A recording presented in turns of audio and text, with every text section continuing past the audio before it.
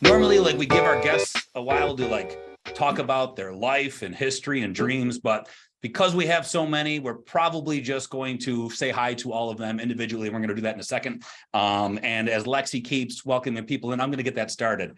Bob Johnson is here. He's been on FYI before, one of our first episodes, I believe. But Bob, say hi to everyone from where you are. Hello from Michigan, about to be Blizzard, Michigan.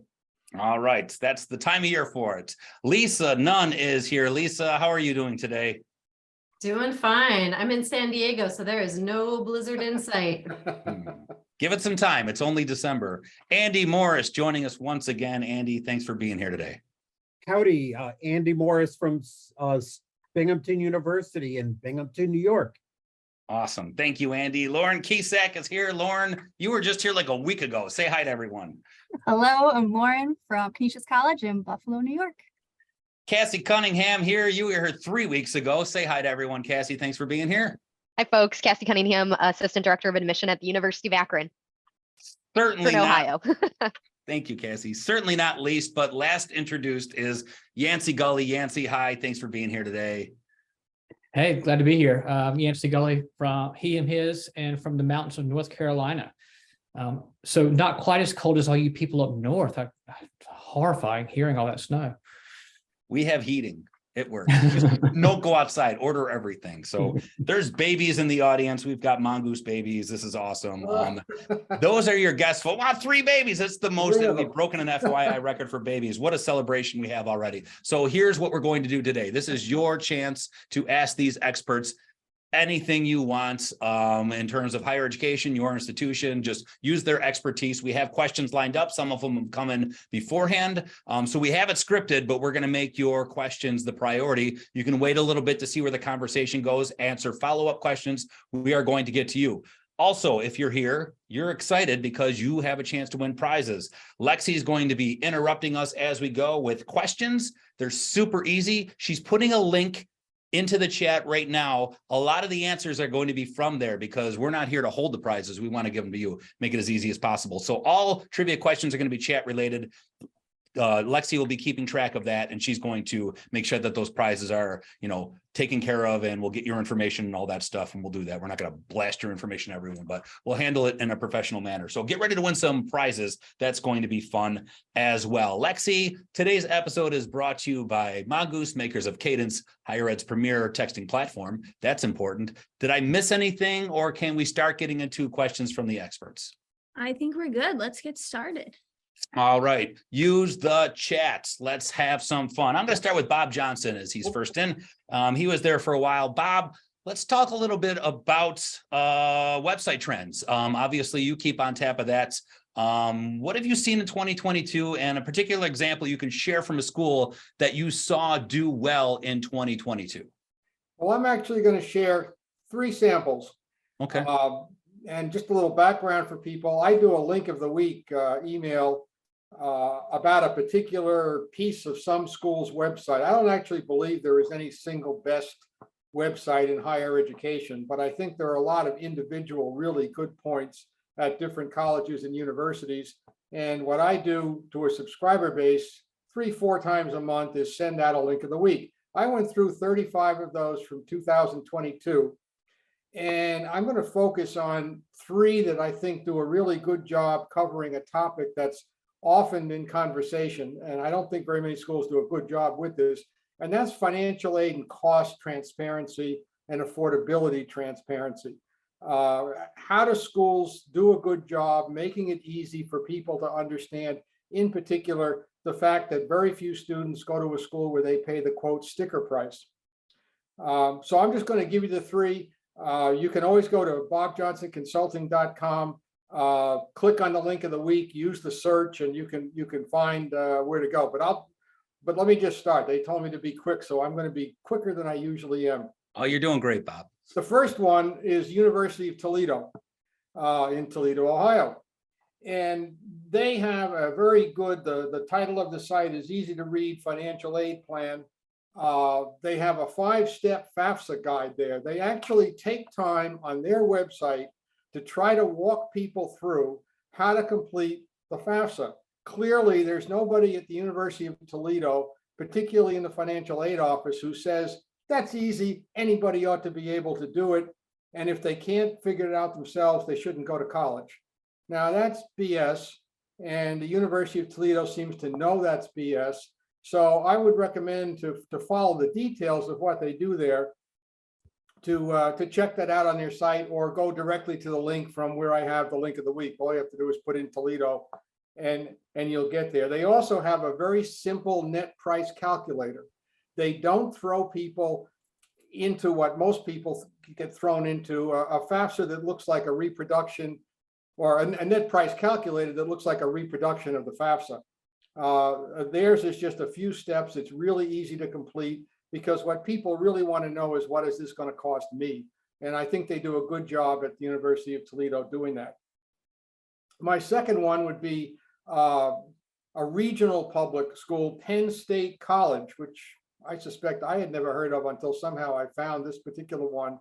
They have 3 main blocks, big blocks you can't miss, on their homepage. And one of them says affordability. And that word, from research we've done over the years with potential students, that's a magnet word. It's almost as good as scholarships.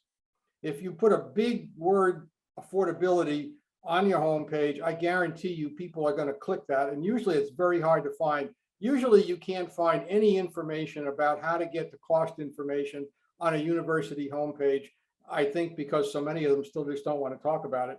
So they have a big link to affordability, and they have a 6-step financial aid calculator on there. So I won't go into any more of the details. I'm just recommending that you go there. The name of the page is affordability. How about that? The link is affordability. When you get to the page, it says affordability. That's a smaller regional public university, the other side of the Mississippi. And the third one I would mention, I might mention 2 more real quickly, but the third one is Calvin University, right here in Michigan. And they have a wonderful infographic. They've had it for years on their site, called Cutting the Price Tag. Now, how often have we heard people say, well, potential students just don't understand that nobody pays the sticker price, that the sticker price isn't really what people pay. Well, this infographic at the Calvin site walks people through in great detail about the overall financial aid picture, the loan levels, what it costs to repay the loan. Just highly recommend you go and looking at Cutting the Price Tag. The one thing Calvin doesn't have, that I often say to them, because I got a couple of good friends at Calvin, they have no link to an easy financial aid cost calculator. They say, visit for a personal estimate. Now, I happen to think from a marketing perspective, I don't think that's a good thing to do. I think if you're trying to get people to convert early in the process, they want to know the cost early, or an approximation of the cost. So what I recommend, if a general one, is that people go to a website called myintuition.com, and you can see on their homepage what different schools and universities are using their system. And it's 6 steps, 6 steps to get a pretty accurate estimate of what you will pay to go to that particular school. It used to be primarily highly selective or highly rejective schools, depending on the phrase you like. It's recently started to branch out. Tiffin University in Ohio is now using My Intuition. Regional publics in Massachusetts are using My Intuition. So I recommend you go there. If you go to the website and look at the link of the weeks, I'm just going to mention 2 other names of places you should go. Google for Whitman College, and see how they talk about early financial aid and early decisions, and Google St. Norbert's College. One thing I've noticed, and this would be I'm going to shut up right now, I promise. A lot of schools have financial aid estimators, net price calculators, rather, where right on the front of the page in 3 steps, you can find out how much of a scholarship you get. You usually put in your GPA, maybe your test score. One I just checked this morning, it was what state are you in, and you immediately get a scholarship before you go anywhere else into the system. And almost no schools link to that from their financial aid pages or their admission pages or their early emails going out to students. So that's my marketing tip. If you have something like that on your site, for heaven's sake, don't keep it a secret. Tell them that's how they'll find out how much. I found out this morning I could get a $28,000 scholarship to St. Norbert's College with a 3.7 GPA from Michigan. And it took me about 15 seconds to find out. So I'm going to sign off on that. If there's anybody listening and you want to get these Link of the Week story in the week, you can sign up to be a subscriber with just your email address. I don't require anything else. I'm done. Thank you. Awesome, Bob. Always great information and so modest. Lexi put the website in the chat. And I get Bob's newsletter in my mailbox on a regular basis. Just always great stuff from Bob. And if you listen to our episode with Scott Jasic recently, transparency and cost is a big issue because there could even be legislation coming up in the spring that, Scott feels could pass. So that's going to be a huge trend and topic to look for in 2023, transparency and costs. So keep an eye out for that. And now you have a website expert here. Populate the chat with some questions if you want to, but let's give away a prize. Lexi Croysdale, let's ask a question, give away a prize, and then we're going to get back to Lisa Nunn with a question. So what do you have for us, Lexi? Alrighty, so I'm gonna go ahead and share this link one more time. Just feel free to cheat. Feel free to cheat. That answers can be found on this page if you're looking for them.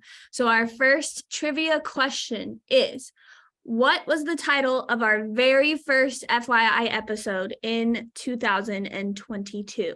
I remember it like it was yesterday. We didn't even use the internet. Everyone gathered around the fire. And you said driving through the holidays. That is actually not correct. That is from 2021. So if you're in that area on the page, I don't remember doing that episode. So look that's again. good guess, Andy. I don't even know if you're eligible, but you know what? You are. The guests are eligible too. Why not? Let's if you were a guest on that episode, we're going to send you 2 prizes. So we'll see. We've got some answers coming in. Isaiah White got it? You were the closest. Yeah. Legalities of texting. That was our very first episode, was the legalities of texting in 2022. So congratulations, Isaiah. You are going to win a $25 Amazon gift card. I'm going to message you right now to get that sent to you. I love how excited Isaiah was that Isaiah typed legality so of text. Like he was so excited, he typed it out and it autocorrected to so of texting. That's awesome. So congratulations, Isaiah. That's awesome. Let's get back to the questions. Don't forget, use the chat, populate with your questions. Lisa Nunn, you've waited patiently for your turn and we're going to ask you. Thank you again for being here. And when we spoke with you earlier, belonging was a big word that was used on the episode. We talked about that as a topic. And of course, belonging has been a buzzword in high industry, and I would say a very important topic of conversation in higher ed. As more institutions start to prioritize belonging on campus, what key component do you want them to hold close? What should be their main focus as they put a focus on belonging? Yeah, thanks. And thanks for having me back. I think the big thing that I like to focus on, that I think everyone should keep in mind, is this fact of how belonging works, right? Belonging isn't something that students can just get out there and find. And that's often the way universities treat the dynamics of belonging. Like belonging is something that we want to help students get out there and find for themselves. And the reality of the way belonging works, right? How communities work to include and integrate members, and when a community makes people feel like they are part of the community, these dynamics happen because other people make us feel like we belong. Other people make us feel like we matter, like we are missed when we don't show up to something. Like the gifts and the talents and the quirks that we have, the things that we bring to the table are things that other people want, and they want to have us around. And that's something that is given to us, offered to us, fostered in us by other people. And I think just that one insight, right, that the center of belonging is that we, the campus community, all of us, student to student, faculty to student, faculty to faculty, staff to student, right, all the directions, we, the members of the campus community, have to offer belonging. intentionally, explicitly, and not just reminding students that they should, get out there and meet people and find their place and find their niche, but to develop strategies that intentionally seek to make people feel like they're a part of things. Awesome. And thank you for that. Now, you are a professor at an institution, and our audience ranges all different departments in the higher ed industry. So your focus might be from the mindset of faculty. But is there something you'd like to see from other departments, a focus for belonging in 2023? Yeah. Well, especially right now, I can't speak for every campus, of course, but I know it's happening wider than just my campus, where we're experiencing a lot of student disengagement, students who are disappearing, students who are in distress, and sometimes expressing that in very disruptive and aggressive ways, sometimes retreating, sometimes, this is coming up in all kinds of ways, this student disengagement. And so when I think about that problem, I think about how belonging is the sense of belonging, right, is a gravitational pull to bring students into the classroom, into their sports team, into their student organizations, into their dorm life and communities on campus. And in my book, I call it reaching out and reaching in. And so I think this is the dynamic that I hope that all of us do a little better, especially in this moment where we're seeing a lot more disengaged students, or at least it feels like a lot more disengagement than before. And so reaching out is when you advertise, what's available, what the resources are, what the events are, and you invite students or each other, right? Staff to staff, faculty to faculty, faculty to staff, admin, right? All of us are part of this campus community. But so reaching out is when you let people know that something's going on and they have this resource available, they have this opportunity here, all these things are happening.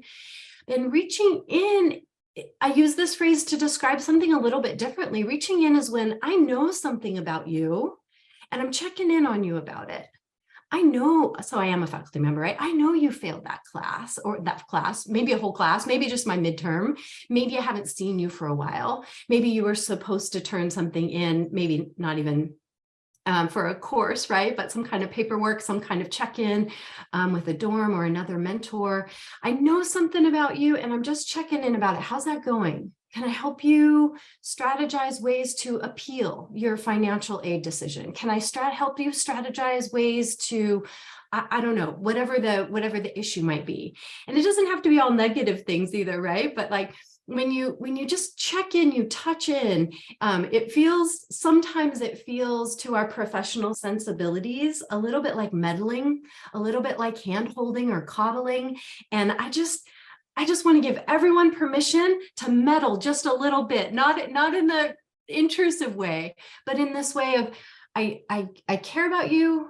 I remember you had a roommate problem last semester. I'm just circling back around and finding ways that we can structure that into the everyday work that we do as staff, as admin, as faculty, but also ways that we can encourage students to do this for each other. Here's an infographic. I'm making this up, right? But here's an infographic. Go out this week and do these 3 things, right, in this order to check in on your friends. Are they okay? Are they showing up to class? Are they doing all the things that we know they need to do to be successful this semester? Take responsibility on your own shoulders to reach out to a few people, even student to student, classmate to classmate. So reaching out and reaching in. Those are my best ideas for this current moment. Very well said, Lisa, and thank you. And I can say this about Bob as well and all of our other guests. It's really cool talking to you all and being reminded of the episodes that we did. We gave you that link for the trivia question. Use it and watch these episodes if you haven't seen them, because Lisa had more time to really articulate what she was saying and how belonging really is just talking to someone and showing an interest in differences and challenges, and how that can make someone feel like they belong on your campus, and really how important it is. And I'm starting to feel bad that I've invited all these excellent people here. It's like, here, sum up your professional career in 10 10 minutes, and I hope you don't feel rushed when you're giving your answers. We're here as long as we need to be to get all of this insight from our experts. And you certainly didn't seem rushed, Lisa or Bob. So I don't want you to feel that way for the guests that I'm going to be asking questions coming up. So thank you for sharing that. That's awesome. Andy, get ready because you're up next. And like I said, let's hear some insight from Andy as well. But first, Lexi's going to give away prizes. Boom, boom, boom, boom. I wish we had like a sound effects machine. So I was play it singing. as I came on. Okay. You don't have the so budget. this time for this question, we are fortunate we have a system here that pretty much has any type of gift card. So this is the one you want to win, because I'm going to let you pick what $25 gift card you want within reason, as long as our platform has it, but it should. DollarShaveClub.com. The question is, we had an episode focused on higher ed marketing trends to watch in 2022. So that is the name of the episode. The first person to name one of those trends in the comments wins.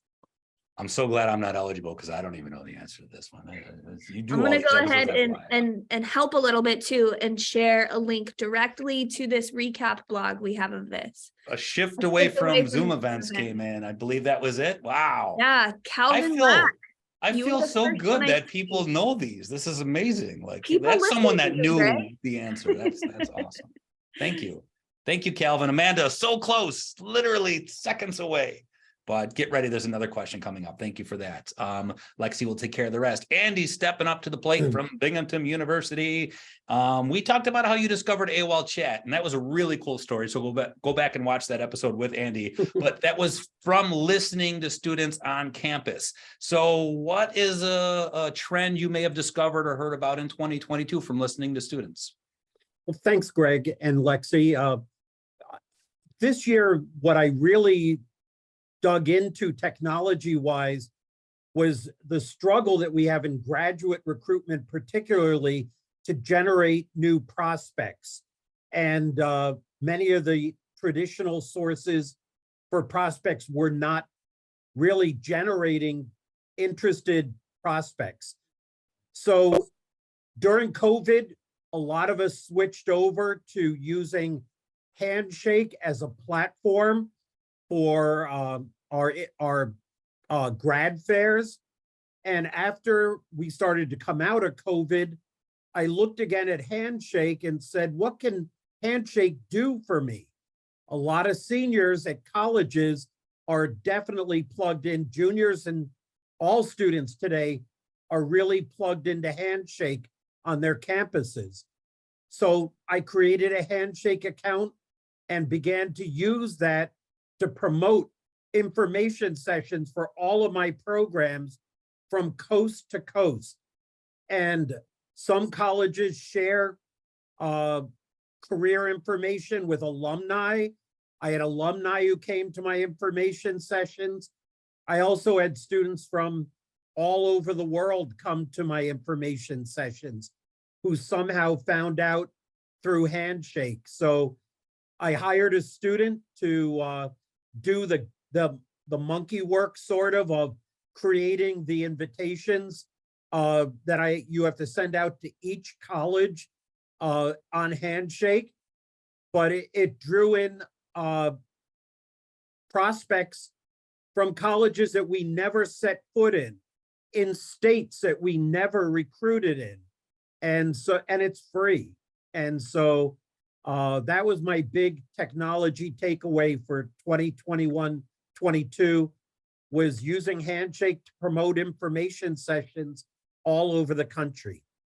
I love it. I love it. And actually, I'm going to pull in Lauren Kisak because Andy, both you and Lauren work in grad schools. And I had a question loaded, but Grace from Portland has chimed in with a very similar question. So I'm going to use her question and the way it was worded.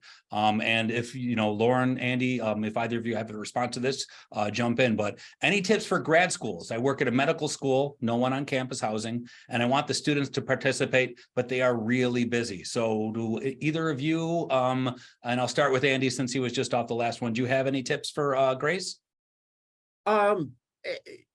Participating, meaning getting involved. Again, Our campus actually has another online tool called Be Engaged. It's a platform where organizations, on-campus student organizations or administrative organizations can post events and activities that are upcoming.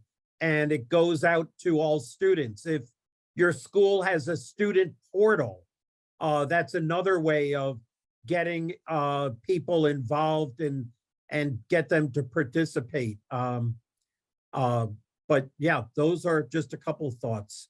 Lauren? Grad students are tricky because they could be at all different ages, all different backgrounds, full-time working, taking care of family at home. So it depends on what you're looking for them to participate in. So it looks like here you've got medical school. So for us, we have a PA program that by program, they are involved within the program themselves. So by forming a PA group on campus, they are involved in the greater campus community, but they're doing so through their own group that's based within the graduate program. So if there's any opportunity to create smaller groups within your graduate programs, that could be a way to get students included in the campus. It doesn't have to be that they go to everything, but maybe they go to something that's more related to their program. And then for the other question about non-traditional programs, online students, you have to kind of look at your demographics. So could you offer something online through Zoom sessions or other formats that bring students together if they're interested?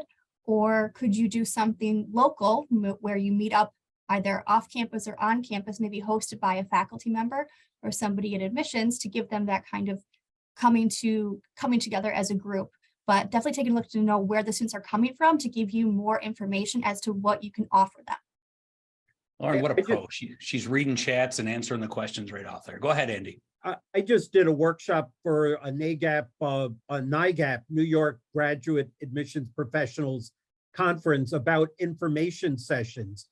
And one of the tips for really engaging different populations is meeting them at the times and days that work best for them.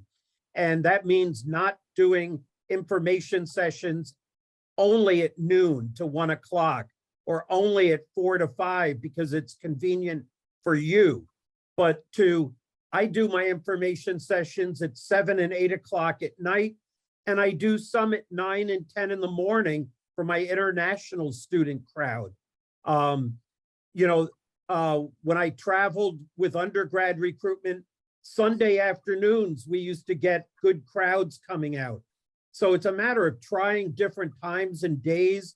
If you have poor turnout, don't give up on providing information, but really use it, to really get the word out.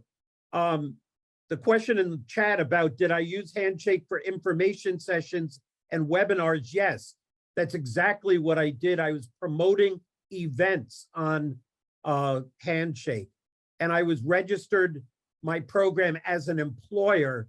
So some companies will do presentations to students about becoming an accountant at Price Waterhouse. Well, I'm doing a presentation on 7 careers that change the world and tips and tricks to funding graduate school, and would get great turnout. And again, the thing with Zoom sessions, we don't have great turnout for them. We often will have good registrations, but sometimes poor attendance. And it's all about attracting new prospects and getting them into your CRM. It's not how many people actually saw you. You hope that your email communications and other communications nurture them and bring them along, but it's adding new, fresh names that otherwise, wouldn't have come into your school. It's really important.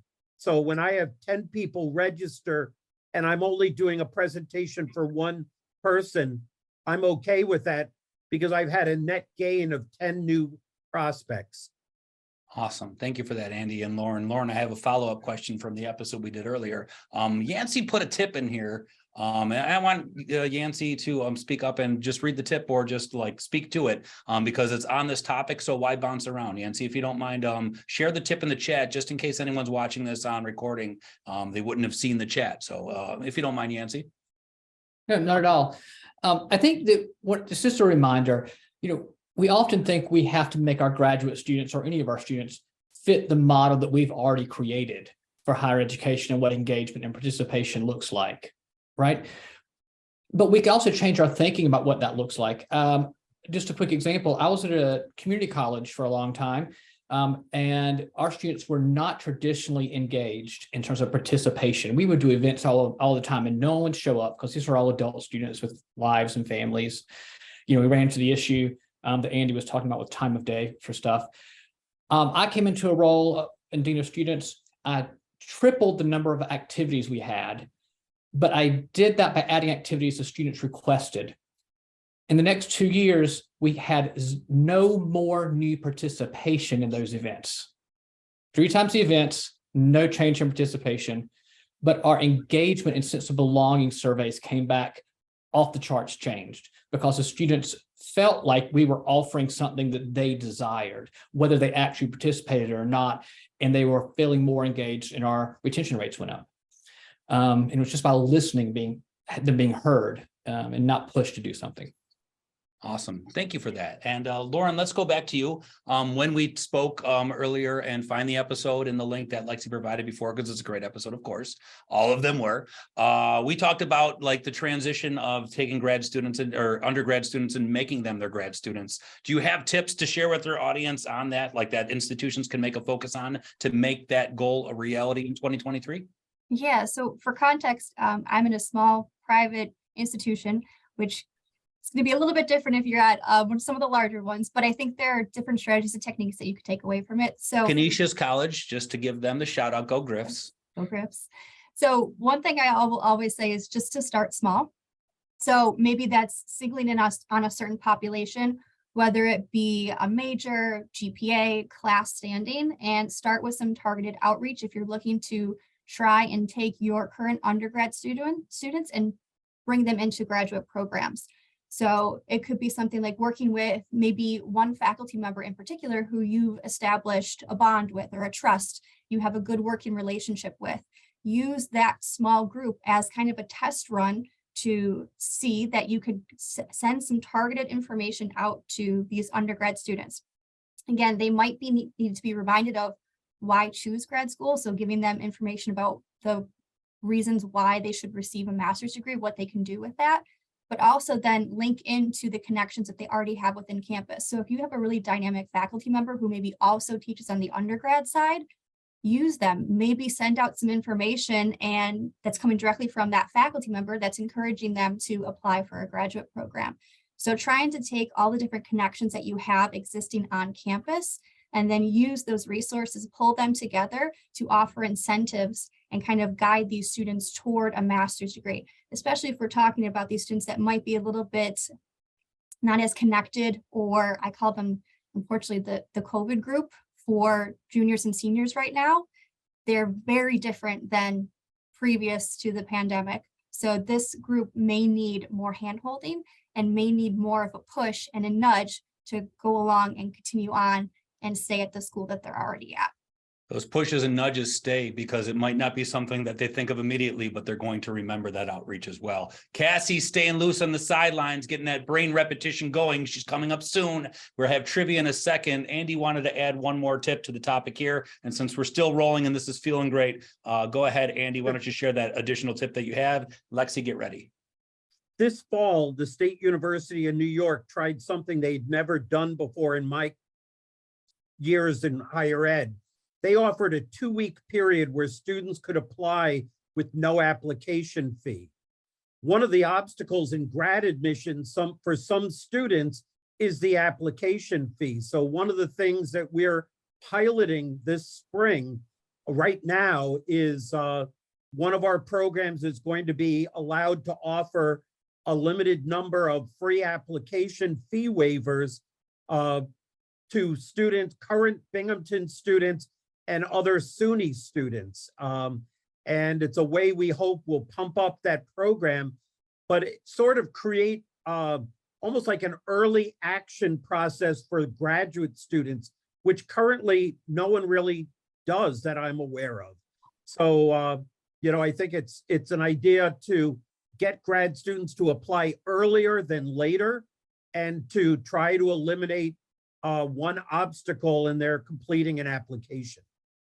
Awesome. Thank you so much, Andy. Love to see the chat being active. I forgot to mention, we have Jen Dethorn and Lena Militello available, our CSLs. I mean, we have more than one CSL, but so if you're a cadence institution and you have cadence specific questions, I just see that Jen is active in the chat as well. So reach out to them. You can message them privately, just make it public, whatever. Let's give something away, Lexi.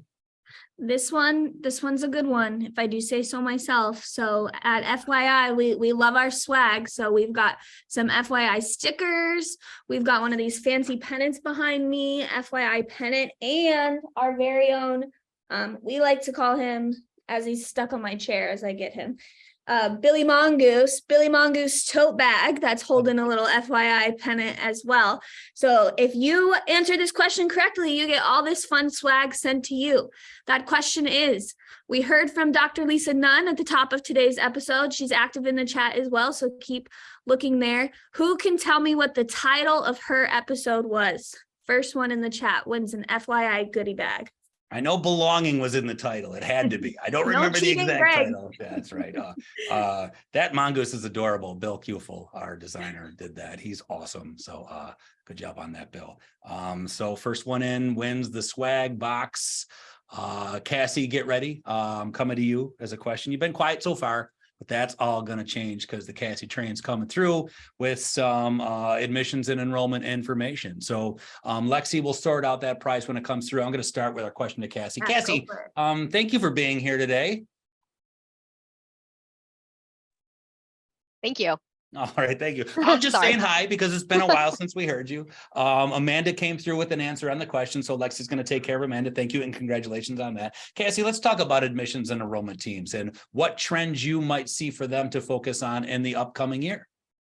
Sure. Well, I certainly am not an expert, unlike some of the other folks that have joined us here. Oh, don't be modest. You're an expert. So yeah, I'll just start with kind of some different things that I'm noticing and things that I've talked to some other folks on the road about. The number one thing we've talked about over the last travel season is the behavior of students in this group of undergraduates that are seeking an undergraduate degree, and kind of to Dr. Nunn's point of just that they're not at that same maybe maturity level, is trying to find ways to engage with students, creative ways, where you're meeting those students where they are. A lot of these students entered high school, they finished out middle school in COVID. So now they're at the point where they're juniors and seniors in high school, but the maturity isn't there because they haven't seen their friends at school. They haven't gone through a lot of those rites of passages that you might see going to school every day. One thing that a lot of us have noticed, especially in Ohio, is that when we bring groups of students to campus for visits, these could range anywhere from sophomores, juniors, and seniors, their just behavior and the things that they think are appropriate behaviors on campus are just not where we'd like them to be at 18 and 19. And then that continues on when they get to that college campus. So that is something that we've constantly chatted with, just ways that we can be a little bit more creative and ways that we can, for lack of a better word, lay down the law about appropriate behaviors while they're on campus. So I think that is something that we'll continue to see as we host visitors to campus, is just ways to be a little bit more creative with engagement. The other thing that I see a lot when I reach out to students and say, hey, congrats, you've been admitted to this university. We're excited that you're considering us for the fall. One of the first questions, other than thanks so much, like I'm also excited, is what scholarships am I eligible for? And Bob kind of alluded to that already, about making sure that financial aid information on your website is very transparent, is very clear. A lot of these students are coming out of that generation, or their parents are, where they're saddled with a lot of student debt. And that's kind of prevented them to be able to maybe provide financial opportunities for their students, not being able to assist them financially in going to college, or also maybe scaring them into thinking that that's not what they'd like to do. I think there's a lot of media talk right now about, is college worth it? Is it worth the investment? And I'm one of those people that does not believe that college is for everyone. I know that's not what everyone feels, but someone in higher education, that is my opinion. But I think trying to break through that noise and trying to help students find their next step, and recognizing that that's not always going to be the case is going to college. But as someone in higher ed, I'm willing to help students in whatever way that we can, but being transparent, being frontward facing about financial aid and scholarship opportunities is going to be one of those first things that students want. And I don't feel like that question is going to be going away anytime soon. And then the other thing that I get a lot from students once we break through that, okay, is this institution affordable for me? Is the experiential learning, is how am I going to separate myself from the institution and try to like find those unique opportunities, and then really honing in on that specific student.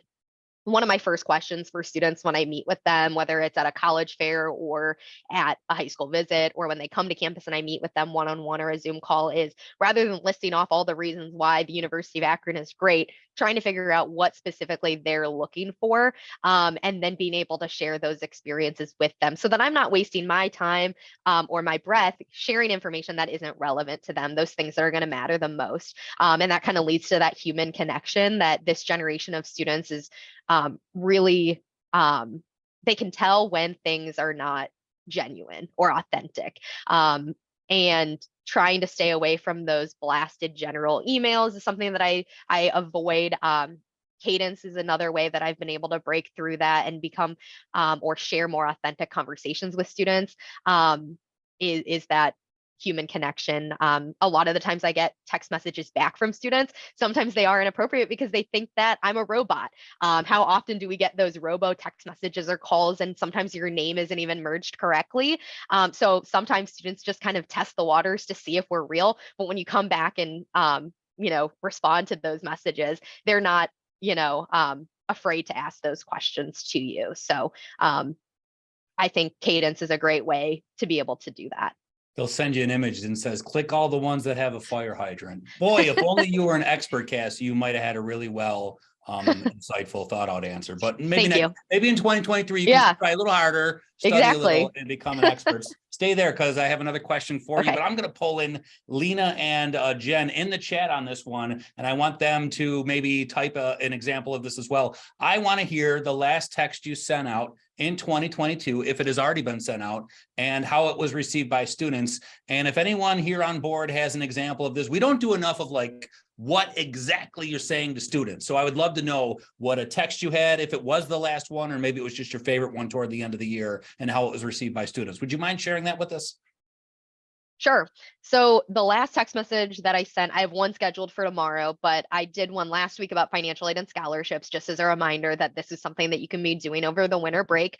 And I did get a lot of responses just asking which specific ones to complete, when the different deadlines are. And I encourage my students to make those one-on-one human connections with me, because we have a lot of different scholarship applications here at the university. And I like to have one-on-one conversations with students when I have their profile up in front of me and I can make specific recommendations. Because again, I don't want them to waste their time, get their hopes up that they might be receiving a STEM scholarship when I know that they're going into early childhood education, for example. So trying to make the most bang for their buck with the time that they have.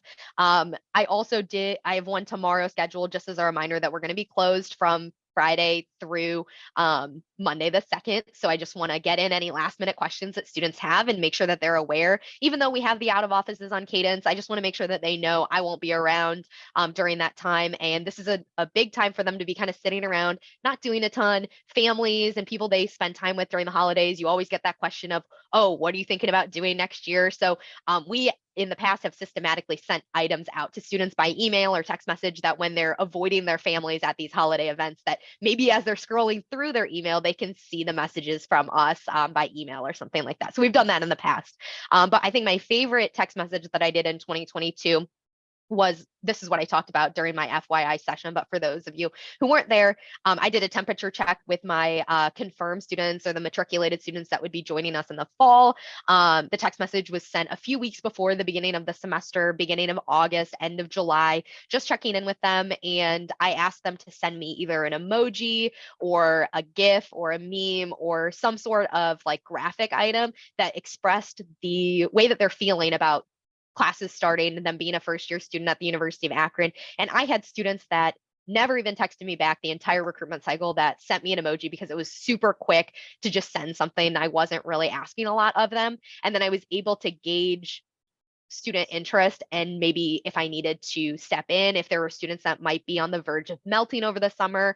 And yeah, I was able to kind of prevent some of those melts just by asking them how they were feeling. And then also I got a good idea that the majority of the students were excited, and I was excited for them to be on campus as well. So by using memes, emojis, GIFs, things like that, I have been able to elicit a lot more replies back from students, because again, it doesn't take as much time.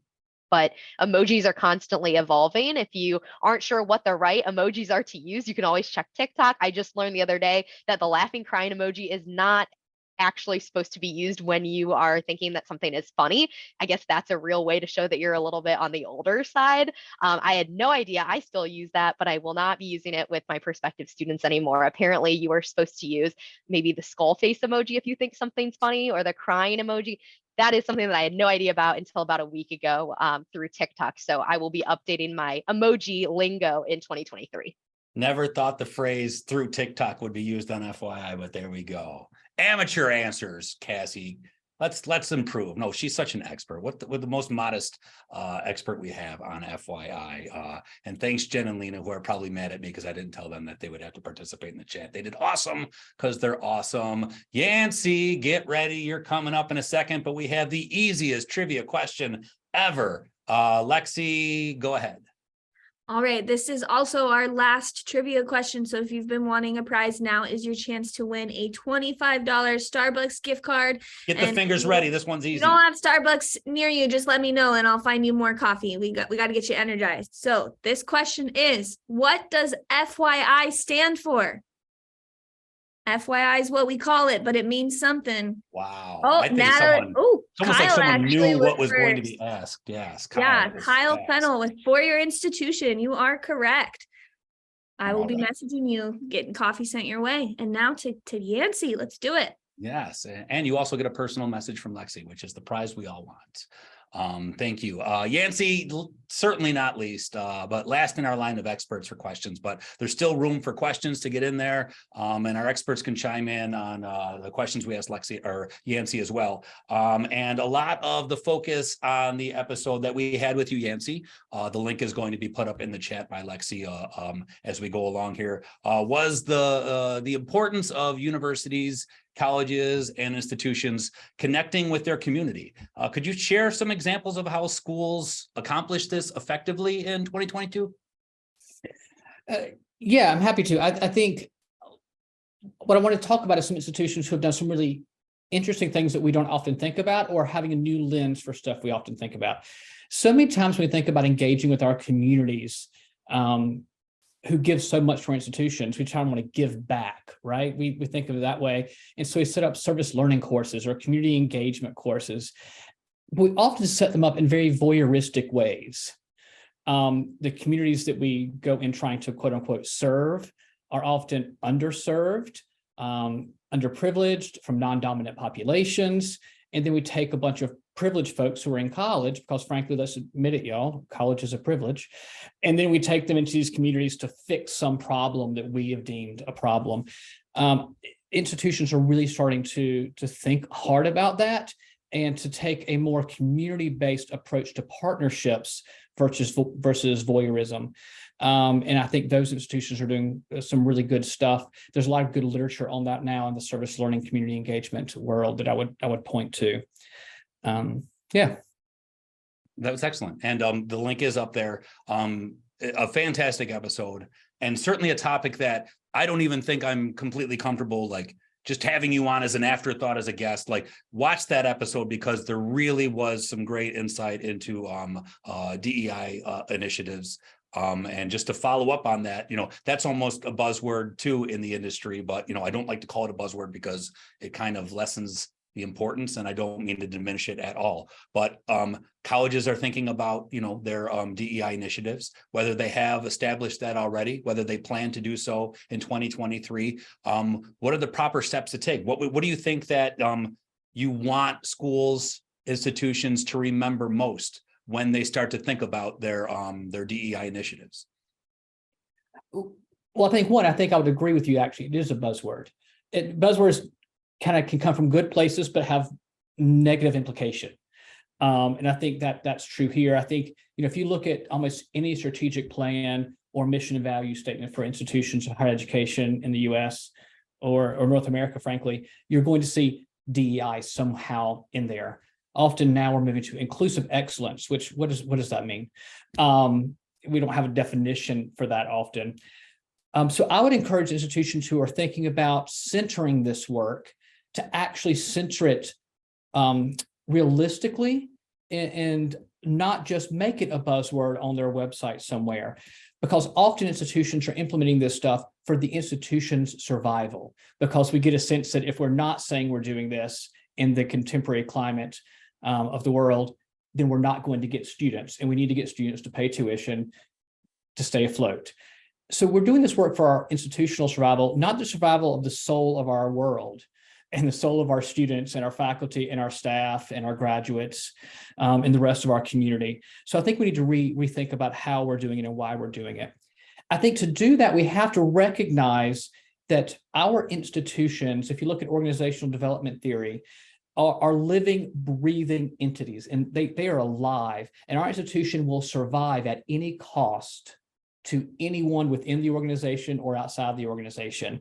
And no matter how good our leaders are, or our faculty and staff are, or our students are, and how intrinsically they're operating, the institution is going to eat every one of us. And so we have to actively combat that while doing DEI work, and to recognize that that's work we have to do. It's not just, again, in the community that we have to do these things. We have to work on our institutions. And then the last thing I would say is I think a way to do that is for institutional leaders to really help our faculty and staff specifically get off the eggshells that they feel like they're walking on in the current political climate in the United States.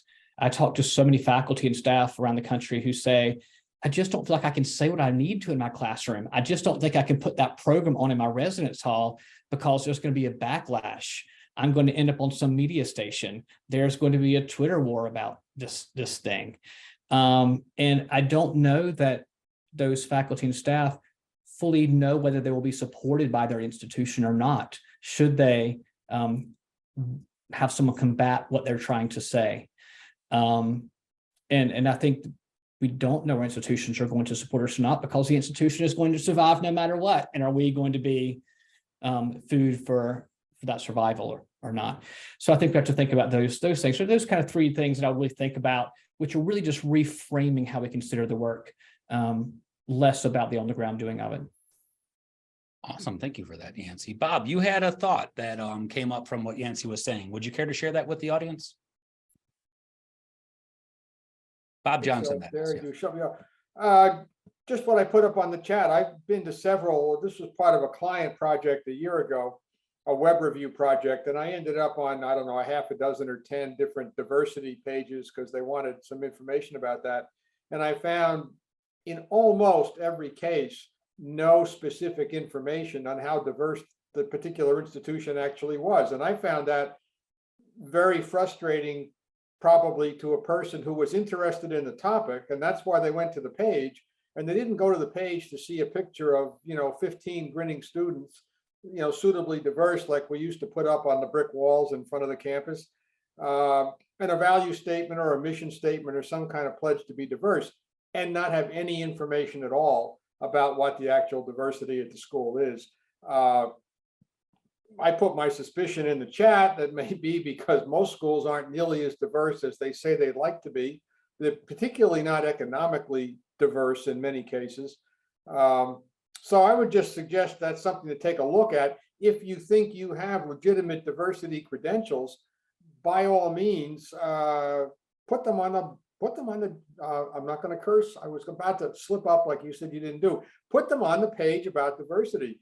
If you have none at all, be very careful with that page, because you run the risk of just frustrating people for whom that is an important topic. Now, for a lot of people, they could care less about how diverse a school is. It's important to some people. It's not important to everybody.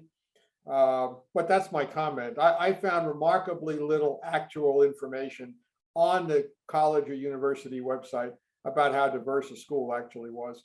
We still have time on this. So Dr. Lisa Nunn, if you don't mind me asking you about this, we talked about belonging on your episode, and I might be wrong about this. So I apologize if this isn't like the right train of thought, but not even really a specific diversity page, but the more diverse your website is in imagery and videos and actual content written by large groups of audience, that is important too, because we're here to serve the students and you need to make them feel belonged in order, for them to be happy with your institution. So do you have thoughts on like the rambling thought I just had following up what Bob Johnson just said?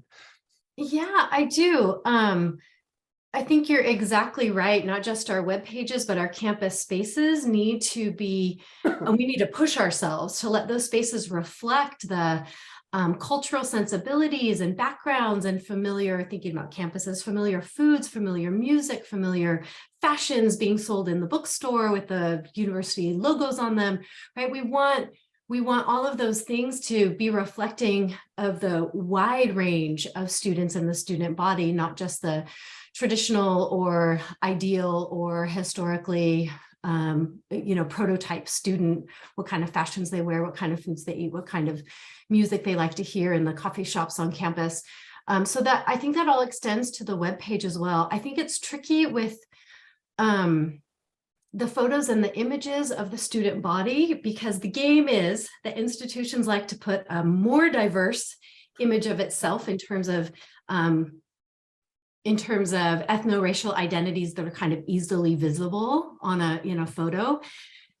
This is the game, right? You put this very diverse presentation of yourself and your student body on the website, regardless of what your student body numbers actually look like. And students find this misleading and deceiving. They feel tricked. They feel surprised when they show up to campus, and it doesn't feel the same way. But then if you don't put those images up, it seems like you're sending the message, we don't even care, right? We're not even trying. We don't even have aspirations. So I don't have an easy answer. I don't have, 12 strategies for this, but to navigate that dilemma of how to present ourselves with all of our diverse aspirations in mind, balancing that with how to be real about who we are, be also real about who we want to be and what steps we're taking to get there, and how we're embracing the folks that we bring to campus. But it's not that easy with the website itself. I get it. I so wish that I had 2 hours with you all to do this more. This was so much fun. I can't thank you enough. Cassie, Lauren, Bob, Yancey, Dr. Lisa Nunn, and Andy, as our guest, our expert guest, Cassie. I can't thank you enough for joining us twice this year. This has been an amazing celebration, and thank you to our audience for being here, for answering some questions and winning some prizes, and sharing your stories with our guests as well. Lena and Jen, thank you as our CSL representatives. You did a great job. Lexi Croysdale, producer extraordinaire, who I could not live without, did a great job as well. Round of applause for Lexi for helping me keep this ship right. And thank you again to all of you for being here. So Lexi, did I forget anything?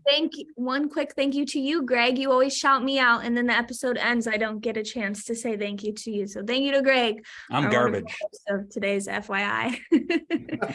I have the imposter syndrome like Cassie does. We're both great, Cass. No, I'm just kidding. Happy holidays to all of you. Have a great end of 2022 and a great start of 2023. So thanks for joining us on FYI and being a part of our community. I appreciate very much, everyone.